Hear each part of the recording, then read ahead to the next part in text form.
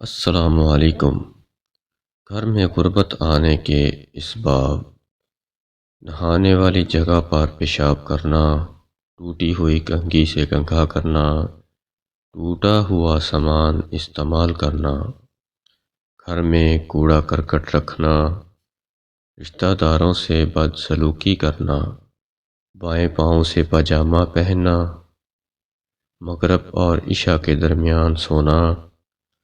مہمان آنے پر ناراض ہونا،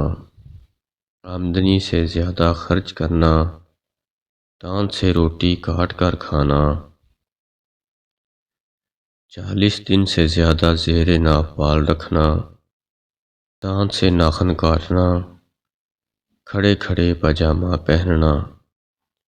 عورتوں کا کھڑے کھڑے بال باندھنا، پھٹے ہوئے کپڑے جسم پر سینا، صبح سورج نکلنے تک سونا، درخت کے نیچے پیشاب کرنا،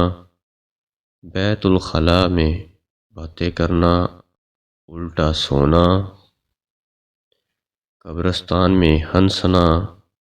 پینے کا پانی رات میں کھلا رکھنا، رات میں سوالی کو کچھ نہ دینا، برے خیالات سوچنا،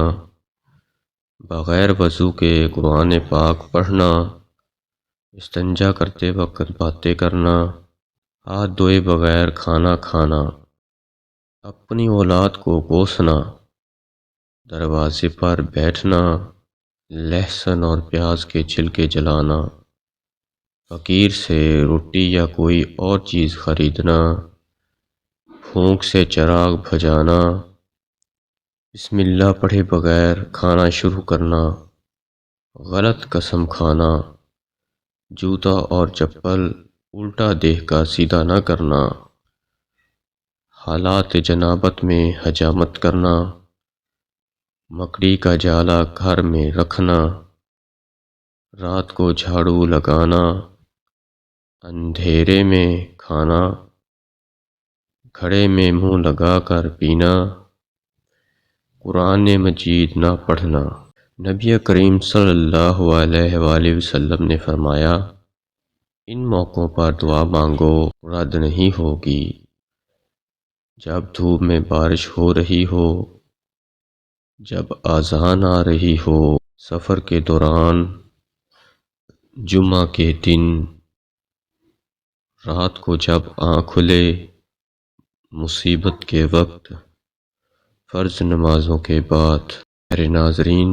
ویڈیو اچھی لگی ہو تو ویڈیو کو لائک کریں، شیئر کریں اور چینل کو سبسکرائب ضرور کر لیں۔ شکریہ۔